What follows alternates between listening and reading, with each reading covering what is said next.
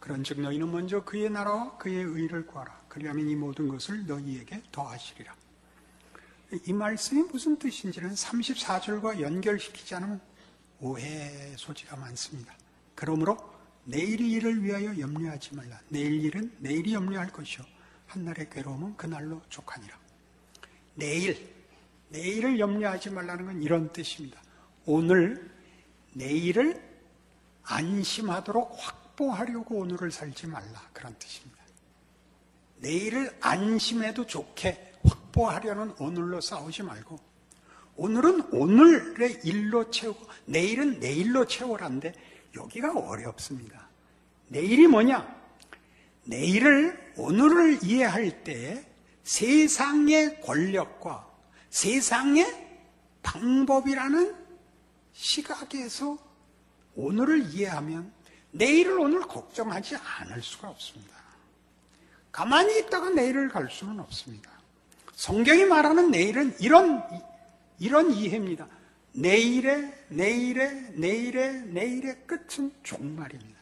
종말은 세상이 심판받는 날이면서 그건 부정적인 표현이고 긍정적인 표현으로는 하나님의 약속이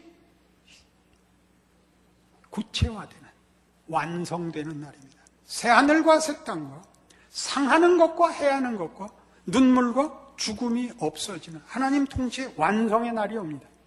내일의 연장선상의 끝에 막연함, 운과 불운밖에 없으면 내일을 오늘 준비해야 맞습니다.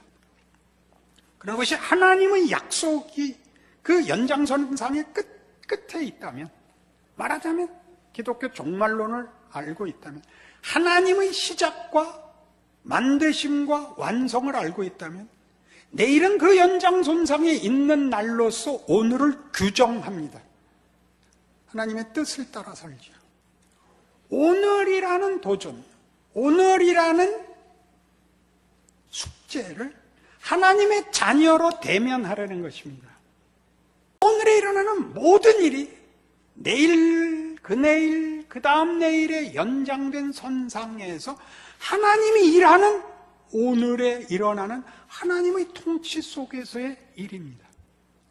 거기서 실력을, 하나님의 일하심을 읽어내는 실력이 없으면 한날 괴로움은 그날에 족하다라는 말로 싸맬 수 없는 오늘이 됩니다.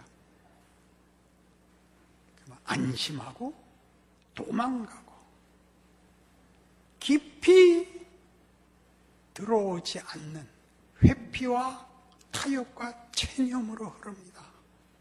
여러분 다 하고 계시는 것입니다. 겁내지 마십시오.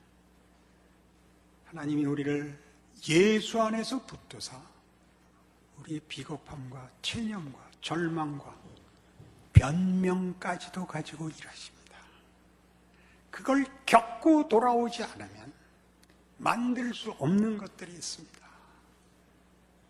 인간에 대한 이해, 하나님의 은혜와 긍휼하심이 갖는 크기를 경험하지 않으면 모릅니다. 집 나갔다 돌아온 탕자가 알게 된 아버지, 굳이 집을 나가는 방법을 택할 필요는 없지만 그 큰아들과 아주 극적으로 대비됩니다. 큰아들은 아버지에 대해서 항복하지 않습니다. 하나님은 이 일을 하고 있습니다.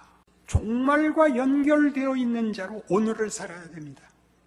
그 오늘 하루는 보통 반복적인 일상입니다.